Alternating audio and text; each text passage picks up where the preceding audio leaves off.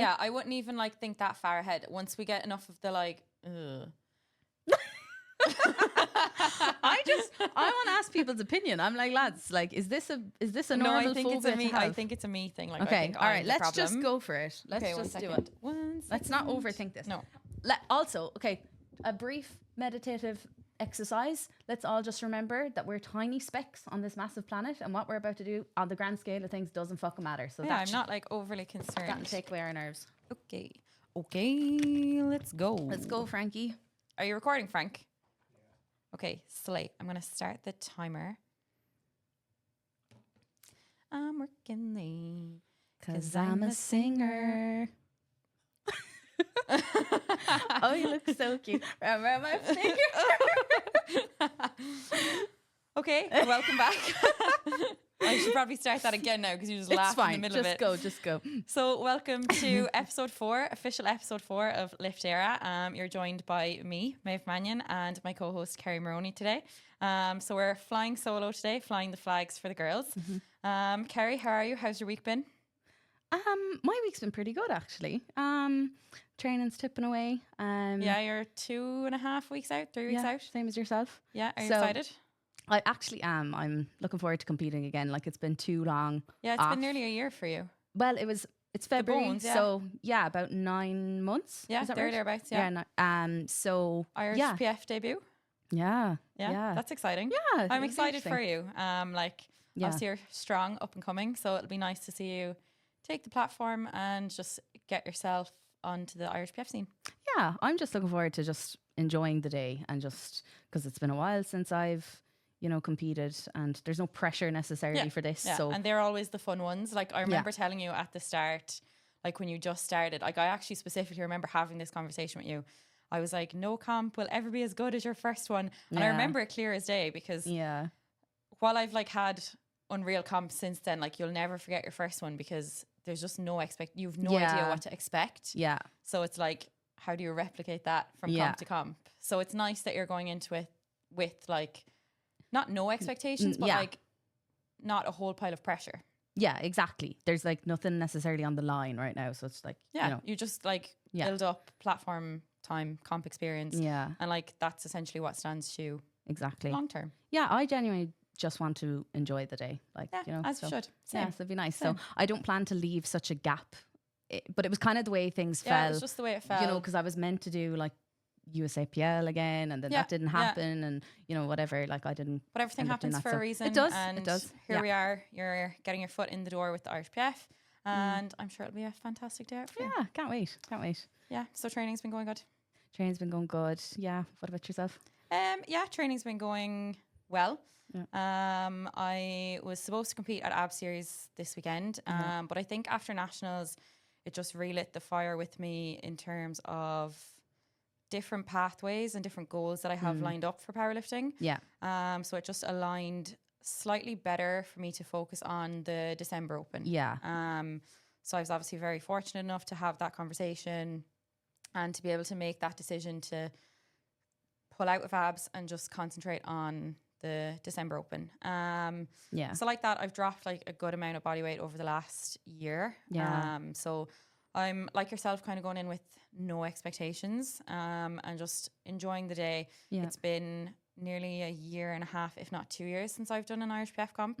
And after seeing the standard at nationals, it's not something that I want to miss next year. I know, it's hard not to be inspired after seeing all those ladies at nationals, Phenomenal. And to be fair to the boys, they gave it quite a significant amount of airtime in the previous episode. So I suppose for today, we will chat through. We have a nice bit of weightlifting to get through. Aoife O'More has been kind enough to kind of fill us in there in that aspect. So thank you so much, Aoife. So we have a nice bit to chat through on the Celtic nations. We have one more performance to review from Euros, and then we have the World's team has just been announced. So we'll throw our hat to that. And I also have the Ulster Championships recap, a little bit anyway. Yeah. So, and then we have a little bit on AB Series. So that's this weekend. You've all kindly sent us in some predictions. And then some strong women bits. So there's been lots going on in terms of strong women, all the comps they've announced for next year. They are really doing their best to bring eyes to the sport and to really showcase it for the spectacle that it is. So much so that Kerry's eyelashes might actually withstand a comp. That's it. You look, I'm going to make the sacrifice. Yeah, no, I am enticed to do one now. Yeah, how could you not be? Like, it's class. Especially it's so after watching that podcast that they released, you know, the discussion with the strong women. So maybe we can get into that. That came out during the week. Yeah, we'll totally get into that. And then I suppose the last couple of things we'll get through is a little bit on some recent posts that have come out from her sport. And then just chat through some of the comps that are coming up over the next couple of weeks, because even this weekend alone we have quite a busy weekend between the November Open and November Ab Series and the log and deadlift comp down in Phenom. So alone it's quite a busy weekend. Mad. So in terms of the Celtic Cup, so I feel like it's very much a female dominant podcast today. It is girl power today. The girls are absolutely killing it out here. So in terms of the Celtic Weightlifting Cup, so this was the third time that Ireland has won the competition, and it's the first time they've actually won it outside of Ireland. That's interesting. Which is fantastic. So obviously the other 2 times they've won it, it's been on home turf. Yeah. And I suppose like just from, I suppose, our experience with powerlifting, you'll often hear in terms of like lifters and how much travel can impact your performance and I suppose your general like well-being and the state that you turn up to competitions in. So it's nice to see them get their first win outside of Ireland. And again, like we had competitors from 14 all the way up to senior athletes, and I suppose this is where the girls really show us that they're flying the flags. So Shauna Kitely won best female junior lifter. So that was across all 3 nations. And then Rebecca Copeland took second place overall for best females across the 3 nations. So like it was quite a good display from the Irish team. It's really, really nice to see the girls come up the ranks. Obviously, like we're a bit biased because we're 2 females like sat here, but we have to be though. Yeah, we do, because like it's not always that way. So. No, it's not always that way. So we'll give it the airtime that we think we deserve. We'll get there. I'm sure the lads had a great performance too. But no, it's great to see, and for us to get the exposure as well, to see how well weightlifting and strong women / strongman are all succeeding nationally and internationally is fantastic. So I know we touched a little bit on the European Championships, the under 23s and the juniors in the last pod that we all did as a gang before we kicked the boys out. Yeah, so we had kind of updated them as far as, you know, whoever we had results for that day, wasn't it? Yeah. So the last performance worth noting was Cian Rooney. So he's in the 109 plus category and he's under 23. And he put up a 322 kilo total. So that was a combination of a 137 snatch and then a 185 clean and jerk. So we just felt like we had to touch on that, say well done to Cian, because we had mentioned everyone else, but Cian was still to compete. Yeah, well done. So shout out Cian. So well done, Cian. And like that, it's great to see the successes internationally. And I know Weightlifting Ireland have just announced their 2025 calendar. So that looks like a pretty good lineup, and we'll definitely make the effort to get to some competitions, especially like nationals, opens. Like we'd love to see them. We'd love to get the lay of the land, and we'd love to provide the same platform that we did for Irish PF nationals across all of the sports. Yeah, and even like if we could maybe do some of those like post-lift interviews that we did with winners, like absolutely, that would be great if the weightlifting community were up for it. Like that would be really cool to do as well. That's definitely the goal for next year, because the goal obviously from the start has been to provide this same platform for all 3 strength sports. So that goal still remains the goal over the next year. So it's great now. Obviously, like we started it mid 2024 or like in the last quarter. So it's nice to see. Like this is actually, to me, this is nearly like Christmas week, because all of the calendars have been announced. Like the Irish PF put their official calendar forward for next year. Ab Series put theirs forward. Strong Women, Strong Man have announced the majority of their comps, not specific dates yet, and not specific events. And so have Weightlifting Ireland. So for me, it's like, oh my God, this is like information overload. It's absolutely great to see everything like line up and essentially look forward to a busy 2025. Yeah, and so much we can cover and go to, and it's really exciting. Yeah, it's a very like fortunate position to be in, to be able to give strength athletes the limelight that they deserve, really. Yeah, I think 2025 is going to be big. Like, there's a lot we can do with it now that we kind of have all these ideas running. And I think all of the communities have been really, so receptive. That's and just like forthcoming with information. Yeah. Like, we're very fortunate that there's a degree of trust within us, like, already, because essentially we all have the same goal, like, regardless of what your discipline is within the strength field. Everybody just wants to see everybody do well, and to generally just increase the competition across the board. So that's definitely something that we'll get into a little bit later on, and we'll touch on, because that's kind of one of the main goals for Strong Women Ireland over the next couple of years. Yeah. Do you want to touch on some of the performances from the Ulster Open? Yes, perfect. So the Ulster Championships took place on the 9th and 10th of November in Belfast. So we asked people to, send us in any shout outs of outstanding performances. So James Knox was the best male lifter. So he's from Scrabo Strength. And there was a couple of shout outs in for him. So he took gold in the under 81s, and he had 344 Sinclair points. So well done, James. The under 81, sorry to stop you, seems to be it's kind of like our equivalent of like the 93s. Right. Because we saw Zach Taggart.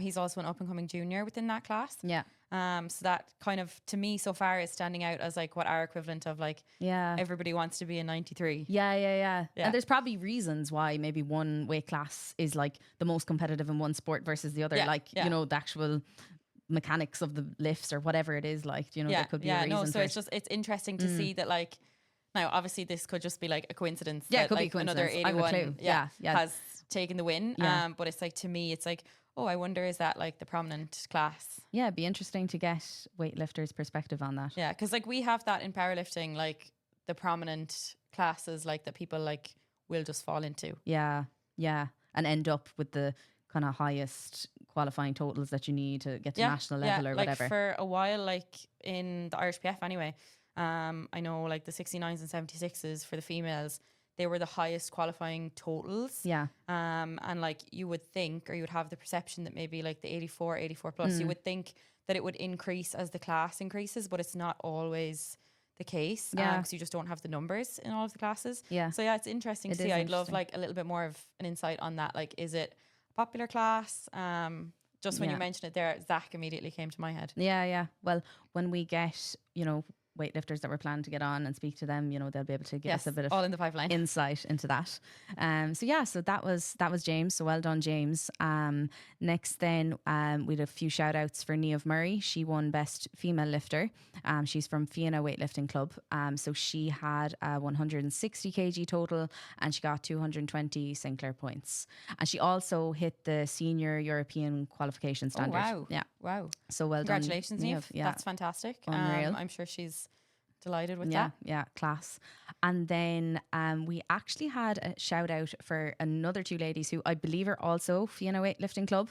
But the shout out was for these ladies, Megan Coyle and Niamh Menery, because they had their first comp back after having babies, and they went 6 for 6. So unreal.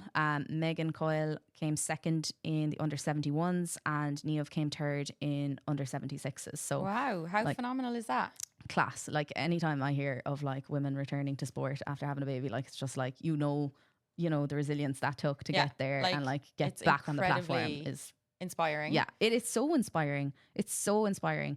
I find it crazy inspiring. Well, like, I'm definitely biased to any kind of female participation in sport and exercise. Yeah. I've spoken about it before, and it's the cross that I'll die on. So I just think, like, in terms of the areas or the ages that you'll see like females drop off, that's probably one, because like stress is incredibly high. So let alone to get back to any form of like exercise, but to come back to like a competitive environment and to want to do well and to succeed, to compete, even like how like they've no control over how they sleep the night before.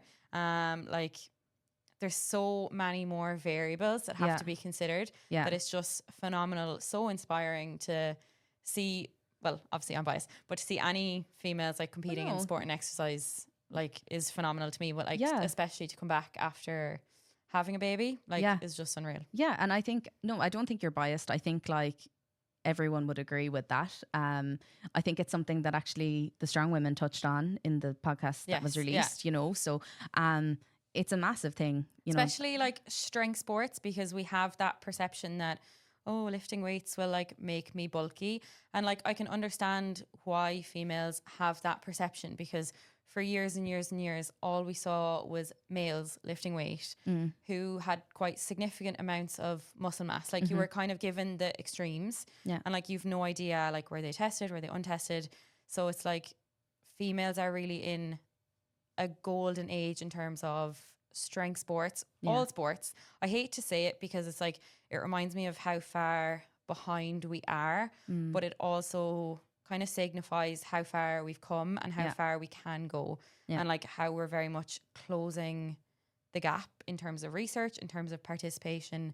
So it's really lovely to see them come back to such a high level and to a competitive aspect and to kind of want to do it. Like it sets a fantastic example for everyone around them, especially like for their kids as well. I'm like, my mom trains away and I'm like, it's great to see, because like that stands to you long term. I know your mom is the same. Like she's starting to lift now. She's starting to get into training as well. Yeah. And like you just know like the extra confidence it took for them to get back out there and like put themselves forward like that. Like the mental side of it even alone is just, I forget, like I went into the gym at like 15. So I forget like what that feeling was like. Like no 15-year-old is like, or at least I wasn't anyway. I can't speak for all 15-year-olds. Like I wasn't scared to go into the gym for the first time. Like I was going in because I wanted to be a better rugby player. So like there was no preconceptions, there was no thoughts, there was no worries around it. Like I was quite fortunate in that sense. But like what was it like for you, or do you remember? Oh, I do remember, absolutely, because I, as you know, like played sports most of my life, but like when I was in college it wasn't always easy to get out home for camogie training or whatever, so sometimes I'd just go to the gym in UL, but I didn't have a clue what I was doing. I always actually had an interest in weightlifting. I used to see girls squatting really heavy, be it online or whatever, and I thought like, oh my god, that's so cool, but I haven't a clue how to do it.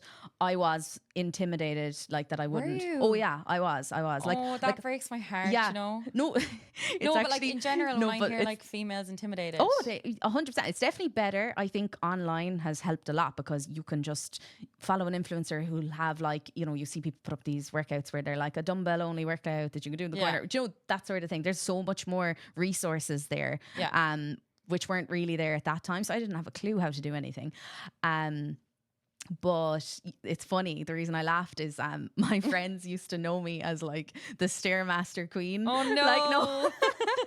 Oh, Kerry, my perception of you has just gone down. Please, no, it's just. But I love the Stairmaster. Oh, so God. yeah, so no, it was no. There's nothing wrong with the Stairmaster, and there's nothing wrong with any kind of cardio. I expect more from you. No, but I didn't have a clue what I was doing. Know. I didn't have a clue. Yeah. I'd go in, I'd use the Stairmaster on like level 10 for like 30 to 40 minutes, and then I go out and I do a few sit-ups and go home. Oh, but that's the thing. It's all about like how you get into it and who ends up kind of, for want of a better phrase, in your corner. So like I remember, because I specifically joined to like get better at rugby and like do Leinster trials and things like that, there was this one coach and like he took me under his wing and like taught me how to squat. Like unreal. I probably wouldn't have gone down the route that I went down if it wasn't for some of the people in the very first gym that I joined. So like it's mad to think that it can have that much of an impact on you. And just kind of like that, as females, like we have a way to go, but like we are making progress. 100%. Like a significant amount of progress. Massive amount, yeah. I mean, it's like we were even talking before this about like toxic diet culture when we were younger, and like you know, there has been a shift. Like there's still things to address, but like there always will be. There'll always be. Yeah, but it's definitely better. And as we know, like strength sports definitely help with that, because the focus shifts completely from aesthetics to like what you can do. And I actually like fell in love with the gym because I realized that I didn't actually care anymore about what I looked like. It was actually the reason I ended up moving from, you know, just a commercial gym to here. Yeah. Was because when I was in the gym, like I was just like trying to progress on my like shoulder press each week and things like that. Like I if I was like chasing getting abs or like trying to look shredded, I would be so bored. I don't. But that's how you stay in it long term. Exactly. Is that like progress has to be something other than a number on the scales. And obviously for us as weight category sports, and we can speak for weightlifting and strongman, strongwoman here, because all of them fall into a weight class sport. Like for us as weight class sports, it's very hard to not focus on the scale number. If you're like going up a class, down a class, even maintaining, like it's hard not to focus on a scale number. But if you just focus on performance and focus on fueling for performance, you find that you get to where you're supposed to be anyway. Yeah, you do. So like there's a lot to be learned, and like it's a lot more freeing when you look at it that way.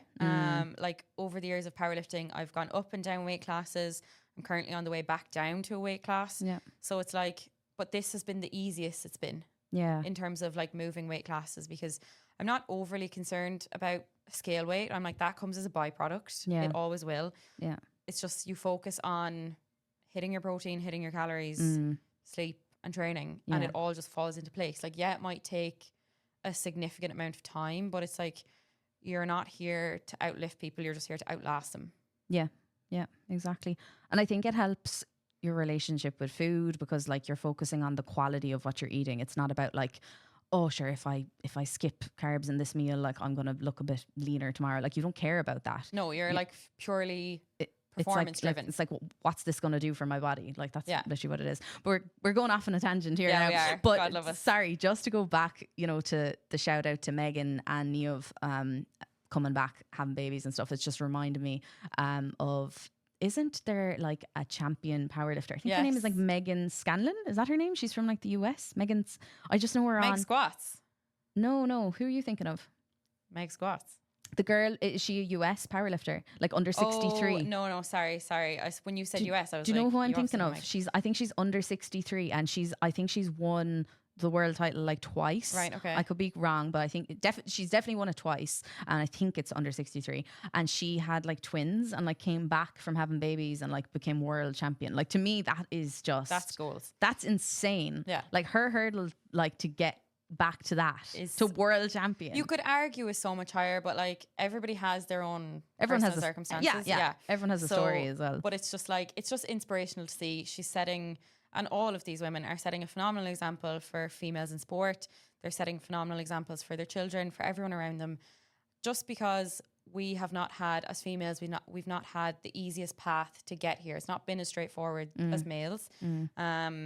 And it's like, you can fight me on that if you want, but I have the papers. Yeah. So it's not been as straightforward. So we're very fortunate that we have fantastic females leading the charge. Exactly. And in terms of the world's team that's just been announced for the senior weightlifting championships, comprised of 3 females and a male.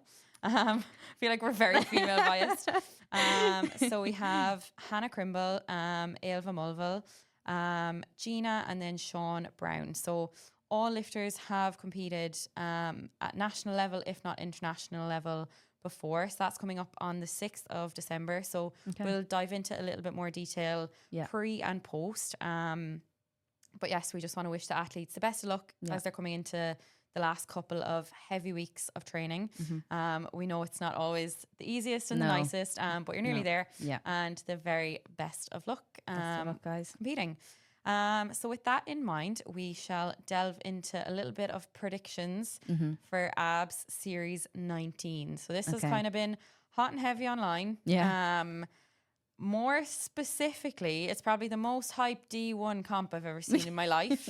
I've seen very little in terms of hype around the Pro-Am, but like D1 and D2 are popping off in terms of hype, which again is nice to see. It's nice to see athletes of all level get the recognition they deserve. Yeah. So I suppose I will kick it off, and I will start off with, we'll work Pro-Am D1, D2. So in terms of the Pro-Am females, I am most excited to see Laura Vogelsang back on the platform. Yeah. Laura has dropped a significant amount of body weight over the last 12 months. And I think I mentioned it before. I think deadlifts is like playing more in her favor now. Yeah. That she has dropped a good bit of body weight and leverages have changed. She's doing this comp in sleeves to the best of my knowledge. So she is definitely my heavy hitter in terms of podium. I can definitely see her as number one. Okay. Definitely see her as number one. Yeah. Phenomenal lifter, and I think she's doing a comp like a week or two after. Okay. Don't quote me on that. But I can definitely see her taking podium in the Pro-Am. Yeah, and now, we've had quite a few predictions for Laura as well. One other lifter that I would like to mention in the Pro-Am is Shauna Rahman. You mad woman.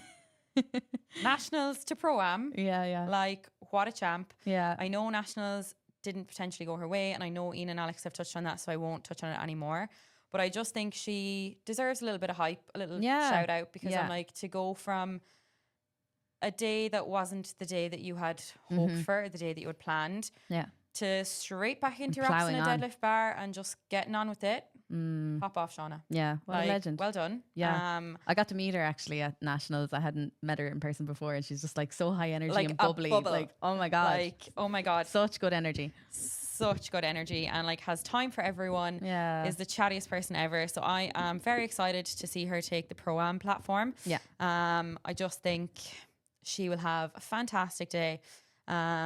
And it will really get to be a reflection of the work that she's put in over the last couple of months. Because she's gone from comp to comp to comp. Yeah. Like, she did September, she did Nationals, and then obviously the Pro-Am. So it shows it can be done, and you can make progress. Yeah. I saw her put up in her story the other day of doing her squats and wraps, and I think it was going really well. So yeah, I think she opened on what she finished on, or that's her plan anyway, is to open on what she finished on at Nationals. So yeah, I just wanted to give her a shout out, because it's not easy to turn it around. No. It's not easy to turn it around in 2 weeks. Yeah. And it's not easy after having a slightly, I suppose, less day than what you were hoping for. Yeah. In terms of the Pro-Am males, I am very excited to see Daniel Walzak back on the platform.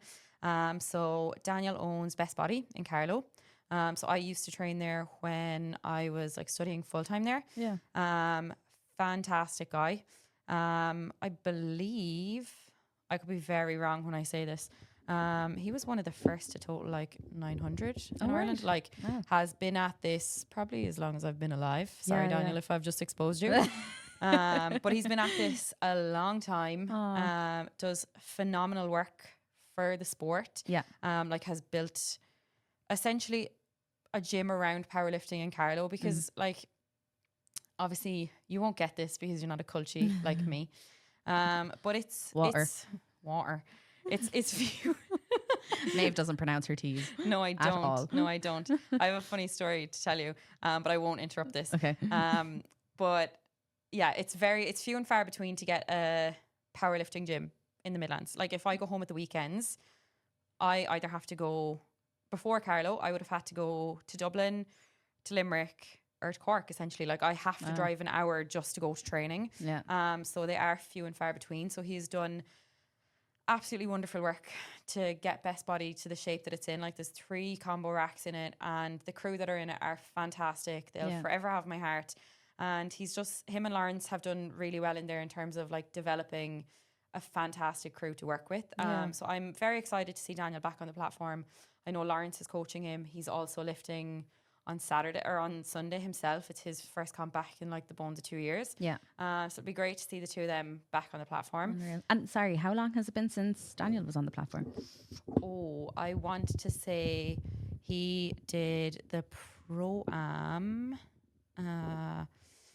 I want to say about 2 years as well. Go away. Yeah. Okay. I could be wrong. Yeah. It's been a long time. Yeah. It's been a long time.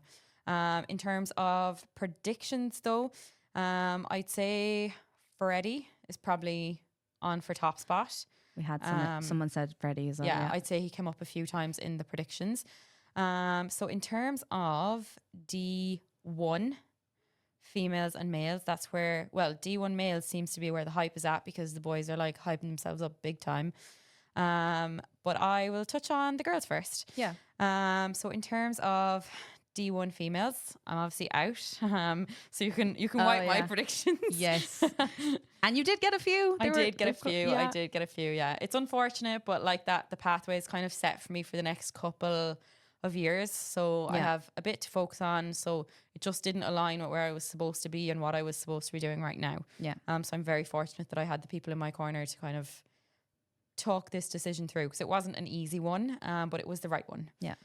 So in terms of predictions, Brew, who seemed to be, I think, kind of a last minute entry. I don't think she was on the initial flight list. Okay. On for a phenomenal day. Yeah. I probably, openers alone will probably put her into Pro-Am. Wow. Yeah. I think it's been a year and a half-ish since she's competed. So she's on for a fantastic day. Yeah. I can't wait to see her compete. Again, has done a lot for the sport over the last couple of years while she's not been actively competing. She's been refereeing across multiple federations. So we're very fortunate to have her in the sport. So I am excited to see her return to the platform. Unreal. I think I saw her get a shout out in someone else's question box, actually. Was it Ian Grant? Ian Grant's, yes. It might have been. Yeah. So yes, I'm very excited to see Brew on the platform. In terms of, I can probably speak a bit more podium wise on this, because obviously I was in this flight. Yeah, you were sizing it up. I wouldn't say I was sizing it up, but I you know, everyone looks who they're against. Yeah. Emily Allen and Dagmar will come in very close, because to the best of my knowledge, not that I did the research, but to the best of my knowledge, they're quite similar in body weight. They're quite similar on squat, bench and deadlift. I don't think there's a whole pile between them. So I would say they will be battling it out for second and third, providing they have the days that they want. Okay. I think there'll be interesting battles then down the rankings. I'm incredibly excited to see Nicole Lyle compete. She's obviously an urban lifter. Her training's been going absolutely fantastic. And it's been really, really nice to see, because she's been down here training a little bit. So I'm very excited for her day. I think it's her first wrapped prep. I think so. Yeah, I think it's her first wrapped prep. That's such a tongue twister. Wrapped prep. Yeah. It's her first prep in wraps. There we go. And they're going really well. So she is on for a fantastic day, and a day that she really deserves, because she works quite hard. And Raquel, another lady who is on for a fantastic day. I know she competed at the July Open. I was spotting and loading kind of last minute, and had a little bit of a rough day in terms of bench. So her training, she seemed to iron that out. So I reckon she is another girl who's pushing for 400 dots. I think we'll see the bones of 4 to 5 promotions here. Wow. Which is fantastic. Because like that, this is just another pathway, another means of progressing. So it's really, really nice to see. D1 males. TJ pain-free. TJ pain-free. That's all I'm saying. TJ, I've got your back, man. All the predictions in. It's like TJ. Yeah. TJ has had fantastic training. Is a game day lifter. I was there to handle him at whatever one was back in April at the Clash. So he competed then. So I know he's on for a great day. All of the predictions are TJ. There's been he builds the hype you see online. Like he's good at doing that, doesn't it? He plays into it, like, because the other lads, like Marquez has obviously created like a little bit of hype. Vinny, who else is in there? I'm actually very excited to see Luca compete. Like, man, if he goes back to the IPF, like it's game over. Like, he is phenomenal. He's made fantastic progress under Lawrence. So Lawrence coaches him. So I'm excited to see Luca compete. Fun fact, was handling Liz at Abs back in April. and myself and Sean looked down at one point, and she had done her last deadlift warm up, had no deadlift socks on. And I was like, oh shit. And I was like, Liz, where are your socks? And she was like, I don't know. Somebody go check the car. Went out and checked the car. Couldn't find them. I had to like run out and be like, guys, has anyone got deadlift socks? Luca fessed up and gave her socks. Now, they might as well have been trousers on her because Luca's quite tall. But shout out to Luca for the socks. Oh, what a legend. Yeah, that's nice. Yeah, saved Liz's day. Yeah. But yes, in terms of predictions, podium, we're definitely going to see TJ top spot. I can't not back him. His training has been phenomenal. He always puts in the work. And then I reckon we'll see Mark Hayes there potentially. He's in the predictions anyway. I'd say he's in the predictions quite a bit.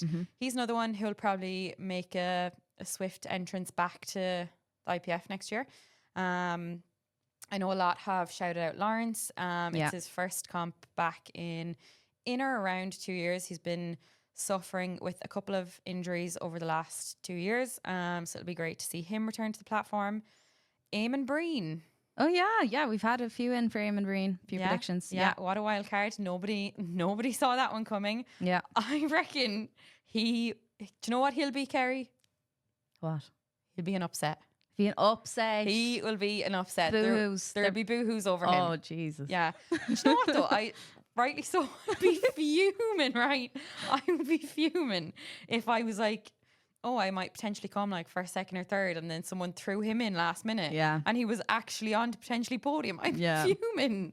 Like, what can you do? Nothing. Absolutely nothing. But like, that's how it goes. But yes, TJ for top spot. And then it does look like a stacked roster, to be fair. I know Jay Boggin was a name thrown out. Yes, another one who's been around for quite some time. I see Louis' name in there, so I'd be interested to see if he's competing. There's been some battles, say, between Rod, Jacob, James McLaughlin. Ian Grant has kind of done well in terms of creating some hype around this flight. So I'm very excited to see it. I'll be in the back helping out. So it's always a nice spot to watch it from. Yeah, it'd be good. And just on some shout outs there, Kiva McLaughlin voted in that she thinks TJ, Lawrence King and James McLaughlin will all podium. Shout out to Emma McDermott. She voted for Mark Hayes. So yeah, just that I'd say those. Anyone else there? Jonathan Furlong. Oh no, that's for yourself actually. That's for he'd voted for you. So that was Thanks, nice. Jonathan. But I will not be taking part in this one. In terms of our D2 females, another flight that I am very excited to see. A lot of new faces. We have a couple of newbies here. So I'm very excited to see them take the platform. Yeah. In terms of predictions, I have to give it to my pal Kerry. I reckon she will come out top spot. Yeah. She came down and trained here the very first week of her peak, her, Katie and Shannon. So she is on for a very good day. Yeah. Kerry Flynn, by the way. Yeah, Kerry Flynn, sorry. Yeah. She is on for a very good day. Body weight will play in her favour, and to be honest, so will her numbers, because they're fantastic numbers. Yeah. She did really well at USAPL as well, didn't she? Yeah, she did. Yeah. There was a battle for second and third there, to the best of my knowledge. I know I was like on commentary that day, but I can't really remember. So I think she did pip for second, which is always nice to see. It's good to see how she reacts under pressure. But yeah, she's on for a fantastic day. I'm very excited to see her take the platform. Obviously the girls here in Urban, so we have Meg, Kate and Liz. Very excited to see them take the platform. Liz will be we're all just excited to see Liz and her outfit. So. She's gonna look unbelievable. Oh, you'll see her, you won't miss her. She'll be shining. Yes, she is setting the tone for what's to come. So I think D2 female, for me, it's just fantastic to see new faces. It's a great pathway into the sport because there's no membership required. It's a little less commitment just to kind of test out, do you like it, do you not? 100%. In terms of the D2 males. Oh, and sorry, just before we move on from the girls, someone, Coach Cleary, voted in that Louise Chan will take D2. Oh yes, I actually had her on my list as well. I do think she will be on the podium, yes. But I think Kerry's top spot. Okay. I said it here first. Okay. We'll wait D1, D2 males. Take it away, Kerry. D2 males, yes. So I have these here. So if we were to look at dots to date, there's quite a few people coming close to 400 dots. D1 promotion. Yeah, so we've got Joshua Jacob on. Wait, sorry, is it? Oh yeah, it's 400 for males. Yeah. So we've got Joshua Jacob. He had 394.5. So okay, so he's on the cusp. Very close. Yeah, Fingertips touching. That's it. Shane Reynolds, 371 dots. Yeah. He competed here actually the day of the Urban Comp. Yeah, the regional series. Yeah. Daniel Fitzgerald, 393. Callum Golding, 387. Robert McCabe, 382. Sean Brown, 377. Yeah, so I think there'll be battles there as well. A nice battle. And I think a couple will be pushing to get themselves into D1 because it seems that's where the hype is at for the boys. That is where the hype is at. So there's a couple that are definitely going to be pushing in there. So I'm excited. It's always a good weekend of powerlifting. I think it's going to be absolutely freezing. Yeah. So I will be bringing layers. Yeah.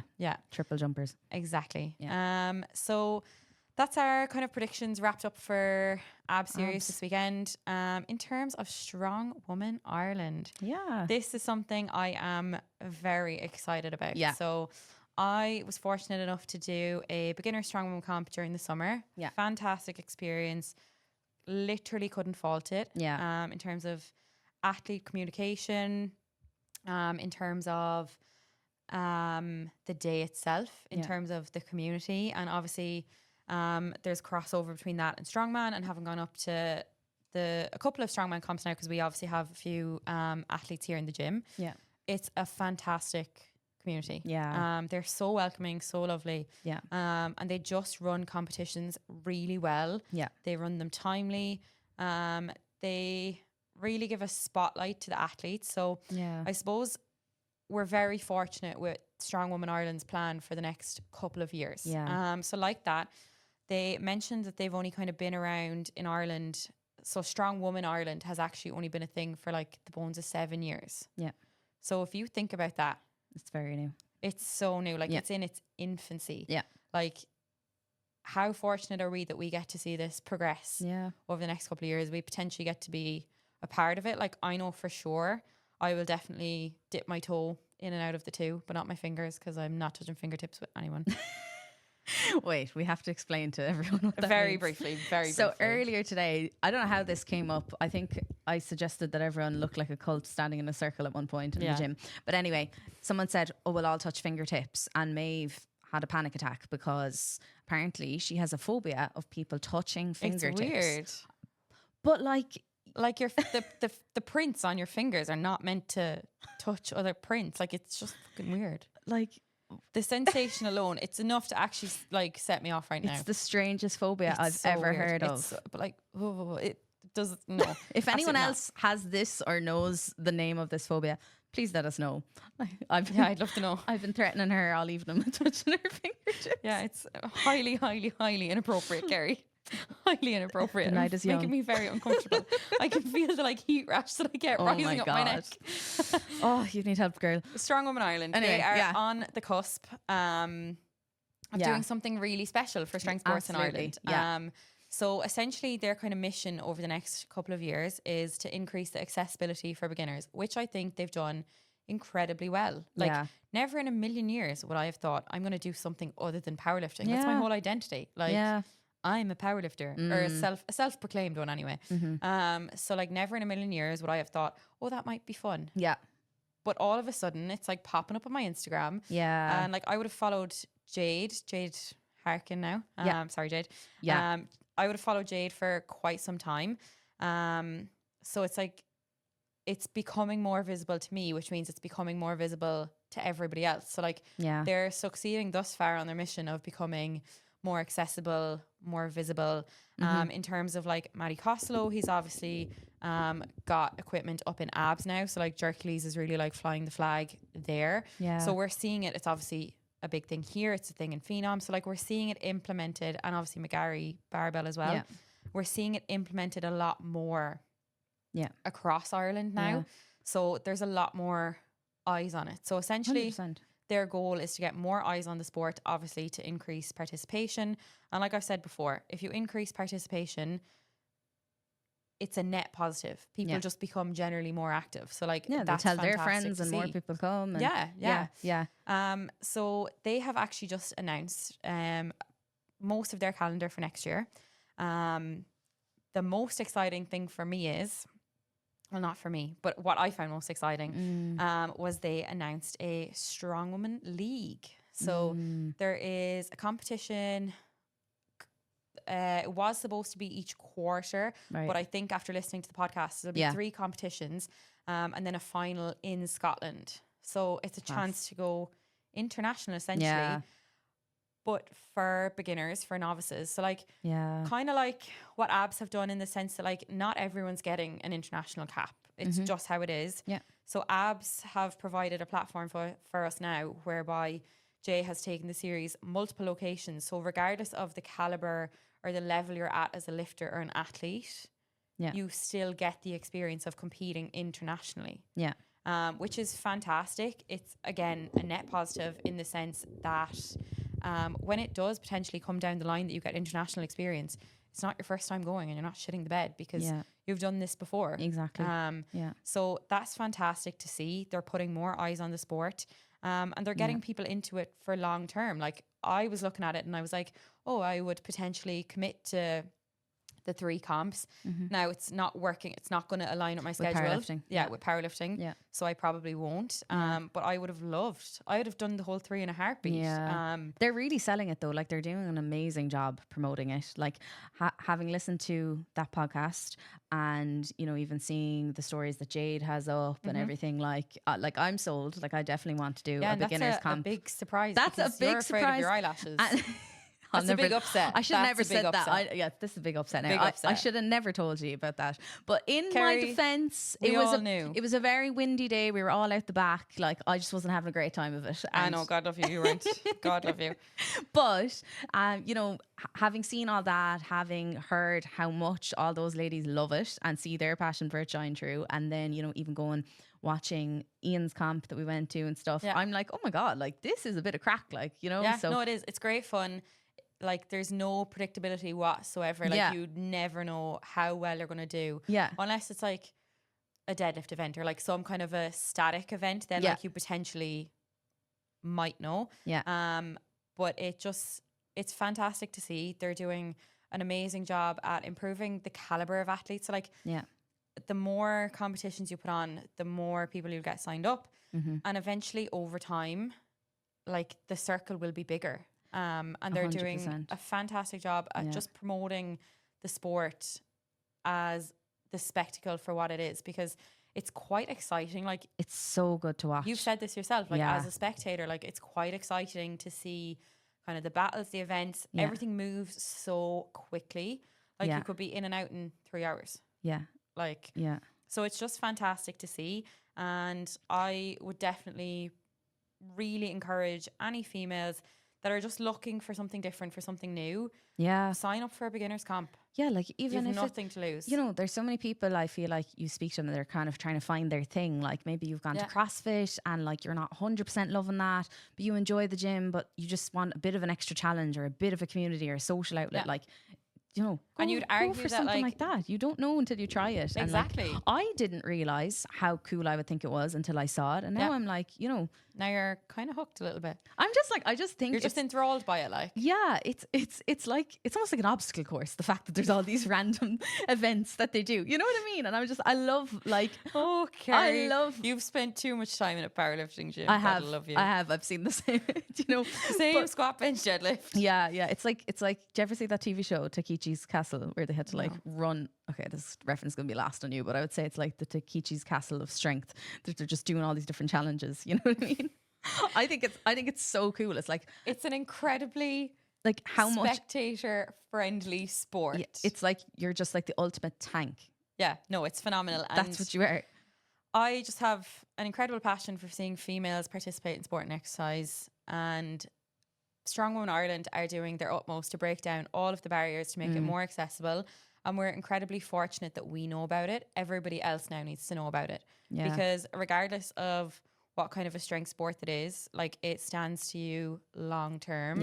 Like, in terms of longevity. And you could argue that, like, strong woman probably has the most carryover into, like, your ADL, so your activities of daily living. 100%. As opposed to, like, another strength sport. So I think if it's something that you're interested in, get in touch with Strong Women Ireland. Like, they will do everything they can to help you and to grow the sport. And we're incredibly fortunate that we get to be around for its infancy. And I definitely, over the next couple of years, will not be sleeping on it. Like, I will actively be competing across the two. It's just a matter of making schedules align, really. Like, they've got a lot in the pipeline, like, you know, the way they were discussing, you know, trying to get as many cash prizes in the future for different things as they can. Like, that's so attractive to athletes to want to come into that. And I'm sure you'd know. You love winning a bit of money. I do. No, we're incredibly fortunate. But, and like the fact that they were speaking about down the line, they want to be able to sponsor athletes going abroad, and like, you know, they have big plans for it. So like, I think, and we're the future, lucky to see that the future is bright. The future of it is bright. Strong women in Ireland, and I suppose that kind of leads us into a more kind of touching element, I would say.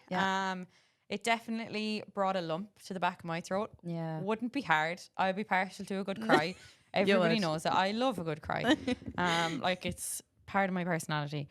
But this definitely brought a bit of a tear to my eye, because it's like, Frank, would you mind please pulling up the Her Sport tab? And I'll get you to play it now in a second. But to me, it just kind of hit home.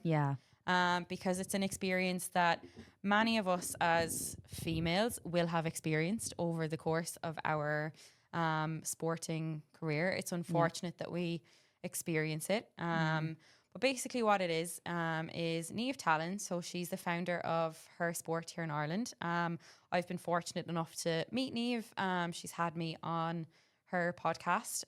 So I've been very fortunate. It was around this time last year, actually. Fantastic woman. An incredible advocate for female athletes, just for women in general in sport and exercise. Like, she is just out there empowering girls and women through the power of sport, essentially, and reminding us all how fantastic sport is. So Niamh has recently founded the Her Sport Foundation, and the whole point of the Her Sport Foundation essentially is just to empower females through sport, and I suppose showcase the fact that us as females, like, we deserve the opportunity to play and to compete and to love sport. So I'll get you to play the video, Frank. I might get you to stop it halfway through because it is a 3-minute video, but I would just like to shine a little bit of a light on it. That I often hide the negative side of my experience in sport. In 2016, I was in a new sport, a sport that I'm not sure if I love or hate. Every single year there was a new battle, mostly rooted in gender. Giving 20 hours a week to a sport, and then just the training hours I might add, to be treated as inferior, your commitment levels questioned, actually told that we weren't good enough, and to watch as funding is acquired for the men's and women's team, but actually only directed to the men. Showing up, committing, and giving it our all was never enough.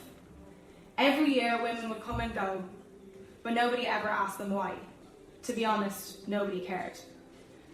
Sport has been the only thing that has ever made me wish that I was a boy or a man. Sport has given me many gifts, but it's also one of the things that lets me down and hurts me the most. In 2022, I walked away. Okay, thank you, Frank. Oh, God. It's so... There's two sides to this, right? Yeah. It's incredibly unfortunate to hear that story, because it's a story that I've fallen privy to myself. It's one that you've probably fallen partial to as well. And that essentially 1 in 2 females in Ireland have fallen accustomed to. This might be, I won't say slightly controversial, but this is my experience. Yeah. As a field sport athlete, yes, I had the exact same experience as Niamh, in that our male counterparts were given more resources. They were given the buses, they were given the gear, they were given the first pitch. Yeah. They were given what they needed. Yeah. we were given the smaller dressing room. Our parents were driving us to matches and we were playing on the back pitch. Yeah. We were not getting Friday night lights. Yeah. Were we winning more than the boys? Yes, we absolutely were. But we were not getting the same resources that we were getting. And that was my experience as a field sport athlete growing up. I smiled when you said back pitch because we had the exact same thing. We'd be on the back pitch with the worst grass or the unlevel ground, and it's like, oh, and the no lights. The boys are training. Yeah. However, my experience as an individual strength athlete has not been the same. Yeah. And I am incredibly fortunate for this. I don't know if this is just an Irish thing. I don't know if this is international. But here in Ireland, and that's all I can speak for, we are, and it's harsh that I have to be like, we're incredibly fortunate that we're on a level playing field, but that's the reality of it. Like, I've accepted that. Yeah. But we are incredibly fortunate as strength athletes. And I can speak from the strong woman comp that I did, and I can speak from powerlifting. I have never, ever experienced anything like what I've experienced in terms of field sports. There's never been an issue of, oh, I'm going to put her on this rack because she's a girl. Yeah. Or you're going to compete at X time because you're a female. Yeah. There's never, ever, gender has never come into it. And quite the opposite, actually, in that, in terms of the Irish PF, that's what I can speak for because that's what I've competed in. And Ab Series, it's strong is strong. Nobody really cares. That's it. And it's all relative and everybody supports everyone. Yeah. Like, from my year in the community, that's all I've seen as well, and it's been so nice. And it's like, wow, it's like the men in this community are just as excited to see the female lifters as they are the men. Up at nationals, I spoke to a few men who the weight class they were most excited to see was the 76 women. 76, and it's like, 69, how cool is that? Do you know, it's not often that you'd hear a guy be like, oh, I'm looking forward to seeing the women's rugby team tonight over the men's, or you know what I mean? So like, and that's like the reality of the era that we've grown up in. And this is Niamh's whole mission, is that she's trying to change this. Yeah. And like, we're incredibly lucky in the position that we're in that we don't really experience it anymore. You're no worse off for being a female in a strength sport, definitely domestically anyway. I can't speak for internationally. But for me, Niamh's story or Niamh's speech just struck a chord, because I was like, that's where the girls are dropping out. Yeah. So by the age of 21 and 2 have just completely quit sport. In terms of meeting like the recommended guidelines for physical activity, only 5% of like, I think it's 8, like I want to say 15 to 20 year olds in Ireland meet it. Yeah. So it's like Strong Women Ireland are out here doing fantastic things to make it more visible and make it an option. Yeah. Weightlifting Ireland are doing the same. Yeah. They had a post up recently about women in sport. Yeah. And so are powerlifting. Yeah. Like, it's never, ever been a question. No. So it's just, it's refreshing to see, because we're fortunate that we're not in that position anymore. But it's worth acknowledging that we were in that position. Yeah, 100%. Like, you know, in other sports, I think the biggest difference I'm seeing is like opportunities for women is being on a level playing field to men. So say, for example, in the GAA, you know, people make county level, and there's a very clear difference between the opportunities for, you know, county hurlers versus county camogie players. Whereas like, take powerlifting, you know, from my limited observation and from what I've seen, the male and female lifters get the same opportunities internationally. You know, standard is the standard. You hit it, you get the reward. Yeah. Or like, look at the Ab Series, and like, you know, the dots are relative. You hit them, you move up. Yeah, exactly. And like the pro, you know, like both of them. Jay, make sure that you know, both of them get a Brianne press conference, and Dave both won this year. So like, they both went up hand in hand, both got their belt, and they get their cash prize. Yeah, I believe. No, is there a cash prize on that? I don't think so. Is there not? There might be next year, but I don't. But think if there was, it would be the same. The same as it was would be for the same, USAPL. and they get the same belt. They get the same acknowledgement. You know, we're incredibly fortunate as strength athletes, the position that we're in. So I think going forward, we acknowledge this, that we are incredibly fortunate, because this other side of sports does exist. I have witnessed it as a coach. I've witnessed it as an athlete, and I'm fortunate enough to not really witness it anymore. So it's like we accept that this is a privileged position that we're in. Yeah. But also we now have a responsibility to pay it forward and to shine a light on these strength sports and these individual sports. And I'm not saying one is better than the other.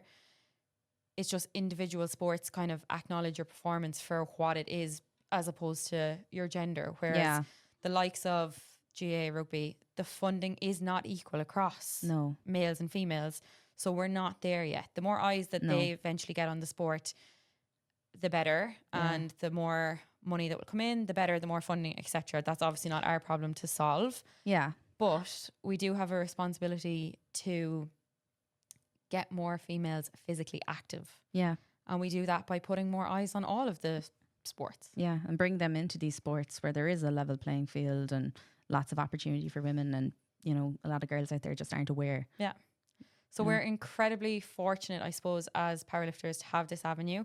It's also worth noting that Alison O'Reilly, president of the Irish PF, under 84 kilo national champion as of last weekend, was mentioned on her sport last week. Yeah. To the best of my knowledge, aside from me, because I was actually mentioned on it before, but nothing. Oh, it was actually mentioned about me powerlifting, but not the point. Ali was mentioned on her sport for her performance at nationals. Yeah. Absolutely fantastic. Yeah. Like the fact that like we're now kind of recognizing powerlifting, we're now really showcasing all of these strength sports for what they are is unbelievable. Yeah. Like her sport has the bones of like 25,000 followers. Yeah. Like to think that maybe the bones of 25,000 people saw Ali's performance at Open Nationals. Yeah. That's amazing. Wow, like how fantastic. It's also worth noting that Kelly Harrington was the first. So her sport do like a carousel each week. Yeah. And like kind of updates on what has gone on in Irish females throughout sports. The week. Yeah. So Kelly Harrington was the first one, and then it was Ali. Yeah. Like how unreal is that like you're featured next to her, like next to Kelly Harrington. Yeah. Like it's just phenomenal that like powerlifting and strength sports in general are getting all these eyes on it, and more specifically our females, and what a fortunate position that we're in. Yeah. They're on the up. I suppose just to kind of, while we're on the topic of females, a little bit of self promo. Frank, would you mind? I didn't know where you were going with that. Would you mind pulling up the next slide, please? So my background essentially is in the menstrual cycle and how it may impact female athletes competing in weight category sports. So I am doing a PhD by research, and I'm 2 years into that now. So on Sunday, the 1st of December, I'm hosting a workshop here in Urban Barbell. All of the details are on my Instagram and have been shared across my Instagram, Urban Barbell, etc. So I suppose the whole like purpose or goal of the workshop is to educate female strength athletes and their coaches on like training around the menstrual cycle, I suppose like strategies to implement, and just more specifically increase your knowledge and understanding of how the menstrual cycle can cause like physiological variables that will have an impact on performance and how you perceive yourself to perform.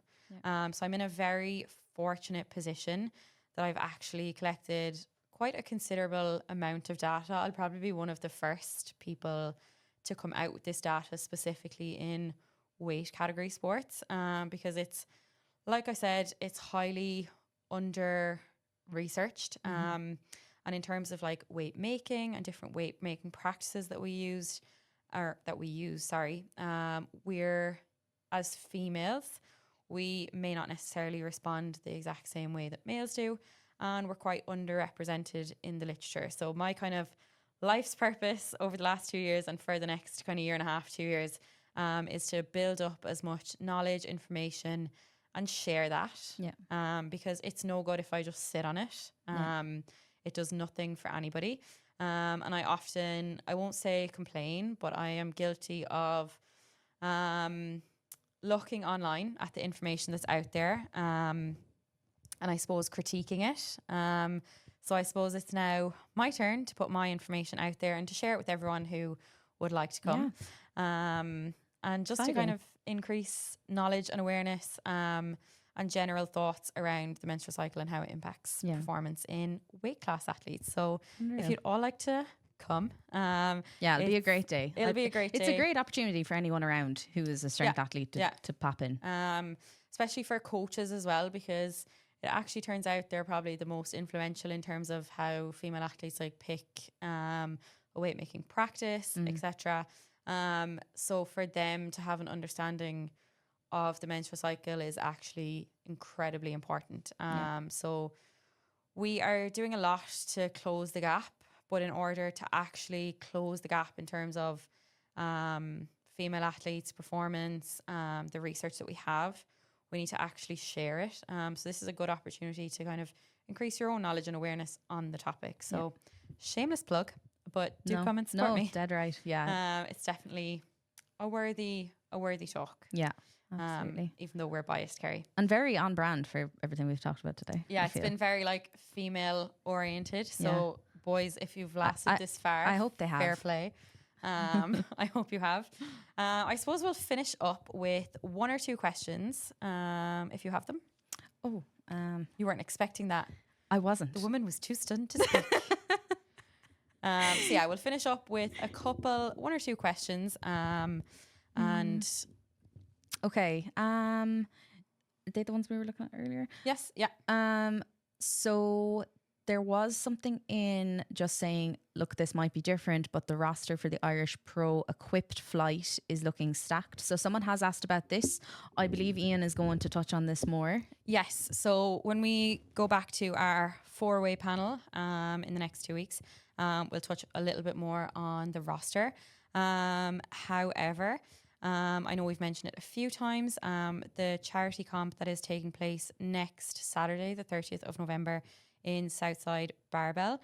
I know Ian has spoken about it, and in terms of Francois and how Frank is going to essentially provide media packages and all of the donations that are taken from the media packages will go towards the contributions for the meet. And we will look on, Ian has a lot of things lined up in terms of providing more of a spotlight and more media towards a couple of competitions like that. So we have a lot of things in the pipeline there. So we're very fortunate in that aspect. Unreal. Perfect. So Ian will cover that a bit more. And then other than that, then we had a few questions in from Sarah Minogue. Okay. So, okay. Sarah asked, what is the culture in powerlifting in general versus what you can see in gyms? Are they the same? Oh, wowee. In terms of commercial gyms, I suppose I'm actually still working in one. Yeah. And have worked in them for the bones of 7 or 8 years. Oh God, I'm kind of getting old. In terms of the cultural difference, how long is a piece of string? Do you want to kick off? Yeah, I would say what I've noticed, being someone who's relatively recently transitioned, is just the fact that it is actually social. Like, I know in gyms, like, you know, some people might see regular faces that they do say hi to, or maybe they give you a spot or whatever it is. But like, this is a whole other thing. Like, it's like, Kerry, I forgot about that because I'm so used to like working in them that I have to talk. Not that I have to. I do talk to everyone. Yeah. So I forgot that was a thing, but that's a massive thing. Yeah. Most gyms, you come in, you put your headphones in, and you don't wear headphones in a powerlifting gym. Like maybe the rules maybe if feminism. You're in a bad mood, maybe if you did that, people know like, oh, Kerry's having an off day. Like, you do wear them sometimes though, but the odd time, I'd still bother you with them on. To be fair, yeah, maybe sometimes if I just really wanted to focus on something, I might put them on. You wear them because you chat too much, not because you don't want to be social. You're too social. Do you think you're like someone put a plug in her ears? Oh, stop!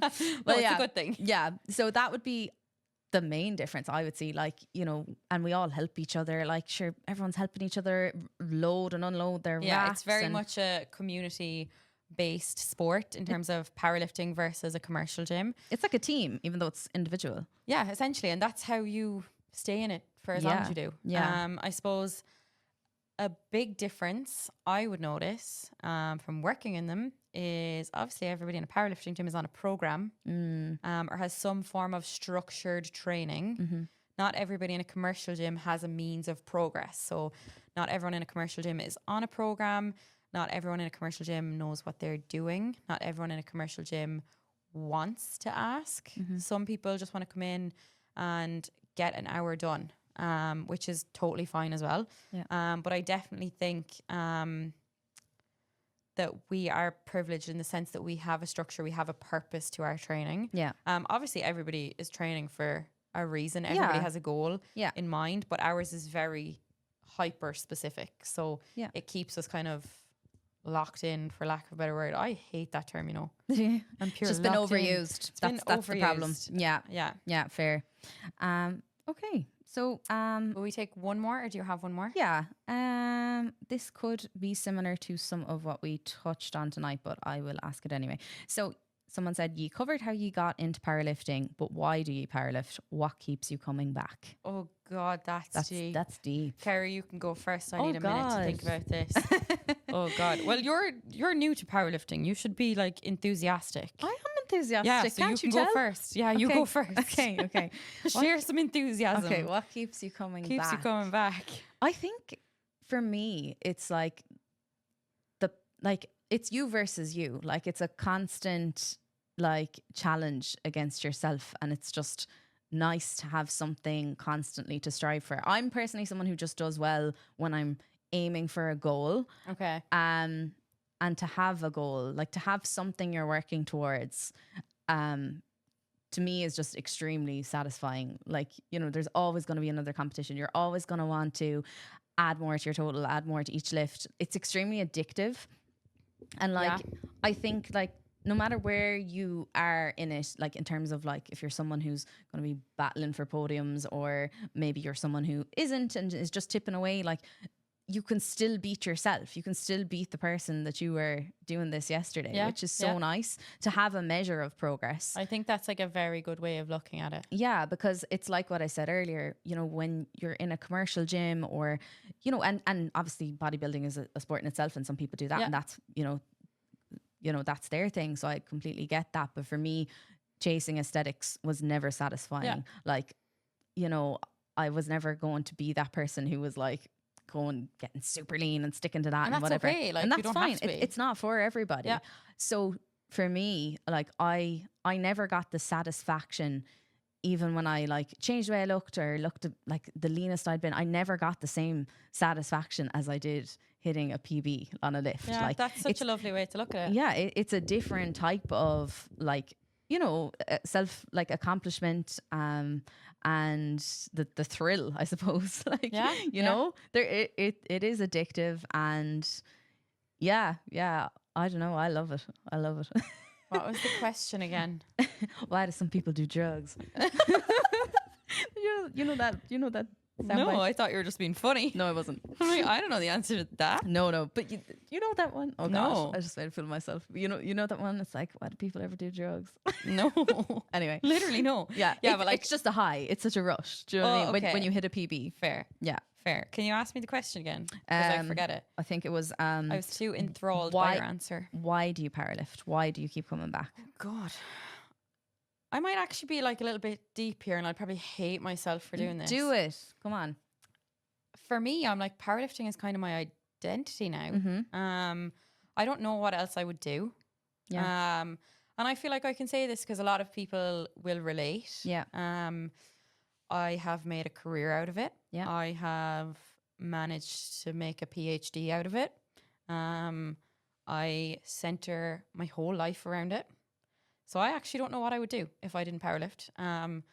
I suppose I started powerlifting to lose weight, and it just became so much more than that. Yeah. It became my friends. It became my community. It just became a great purpose in my life. Yeah. And I've learned so much from it. Yeah. I've had fantastic experiences from it. I've made incredible friends from it. Yeah. And I suppose that's probably worth remembering when you're having the bad days or a bad day. the upsets. Yeah, that's worth noting when you have an upset, because it's not always as plain sailing as we think it is. You'll go through periods of, I suppose, poor days in training, external variables. Like it's not always plain sailing. So I suppose having that why at the back of your mind is what keeps you going. I suppose for me, the why has always been the why from the start. The why will never change. I'll probably just expose myself even more. But like, I remember walking into the powerlifting gym that I first joined, PFP. It was a small gym in Portlaoise. And I walked in, and honestly, I was a 72 kilo lifter at the time. And I said to my coach, I was like, I want to powerlift for Ireland. I hadn't even done a training session. Like, I literally hadn't done a training session. But I was like, oh, I want an Irish singlet. At the time, the 72 kilo class was obviously a thing. We had, I don't think Emma had gone into it yet, Emma McDermott, but we had Shannon Pollock and Claire Patterson was still in it, because I remember specifically looking at Claire. I think she'd in or around a 400 kilo total at the time. And I think she's added like the bones of 100 kilos to it since. Wow. But I remember looking at her and being like, oh my God, I want to be Claire. Like, I want a 400 kilo total. And I got one. Exactly. You manifested but it. No, Kerry. I just worked for it. But you have to set the big goals. Yeah, you know? that's the thing. It's like the Irish singlet for me has always been the goal. It will always be the goal. I'm sure. And you'll get there. I'm sure I'll just keep going until I get there. I'd be fairly stubborn. I think you will. But to me, that's been my why. I think it's quite a big why to have. Because it, like, the reality of it is, it's either happening or it's not. So there's a 1 in 2 chance that it will happen. Yeah. It's 50-50. Like, it's either going to happen or it's not. So it's like, it's and, a lot. But if you quit, there's a 100% chance it'll never happen. Not happening. Yeah. It'll never happen. So it's like, it's a lot of, I suppose, time, effort, energy to put into something that may or may not happen. Like, it's not guaranteed. But it's a dice I've rolled for the last 5 years, and I'll probably continue to roll it, because it's I kind of owe it to 19-year-old Maeve. Yeah. Like, because I remember walking into that gym as clear as day, and I can still see it in my head. The desk that I was stood at, I was like, Nigel, like, I want to powerlift for Ireland. And I haven't got there yet, but I haven't stopped trying. Yeah. So I'm sure it will happen one day. But that's kind of why I still powerlift, because that goal is still that goal, and it will probably forever be that goal. Yeah. And even when it happens, probably want to do it again. I have every faith in you, Maeve. Thank you, Kerry. Likewise for you. But I suppose that was my why. That was why I got into it. That's why I've been here for so long, and because I've just made incredible friends, really. Like, I've been so lucky with the friends I've made, with the experiences I've got to have, and how it's developed my career. And like, I couldn't be more thankful, I suppose, for it. And even like, we'd never be sitting here doing this if we weren't powerlifting. You'd never know I existed. I could never touch your fingertips. Oh God. God. Frankie's laughing. Oh, I don't blame him. Well, you're Kerry, the one who brought it up, okay? To be fair, I did, but like, oh no, fingertips touching. But that was beautiful, Maeve. Yeah, thank you for opening up to us all. No problem. I'll definitely, like, I will have, what's that when you like get drunk? And the fear. Yeah, I'll have the fear tomorrow. Just don't watch it. I'll be like, Ian, can we edit this out? Why did I say that? I will have severe fear. It I'll was be like, late and I was delirious. Like, it's. But not even. I feel like everyone. I could have done with someone having this conversation for me. Yeah. Like, this conversation is not had, and I know that there's people out there thinking that everyone is perfect, because I was only having this conversation with Nicole earlier. We were just chatting about training and just about like powerlifting in general, and she was kind of saying to me, do you know, that like everyone's perception online is like, nobody sees the bad days. No. So like, it's worth noting that like, I have this goal, but also so does half this gym. But I'm just probably bold enough to say it now, because I'm like, well, it's no secret that I want this thing to happen. I just have to stay around long enough, and it probably will. You're putting it out in the universe. But that's the thing. It's like, everybody has this goal, and we're all kind of secret about it. It's like, oh, I want to lift for Ireland. like, I want the Irish singlet, but like nobody will say it, but like there's more of us that want it than don't want it. Well, why wouldn't you want it? Exactly. Do you know what I mean? Well, If you're, no, I can understand why you wouldn't, but like, Really? yeah, like it's a lot of commitment. It's a lot of time to give to something. but I mean, if you're already committing and you're already giving your all. But like some people that are up there that are at the standard just don't have an interest, which is Okay. fine. Like, Yeah. but that's something a lot of powerlifters, that's the end goal.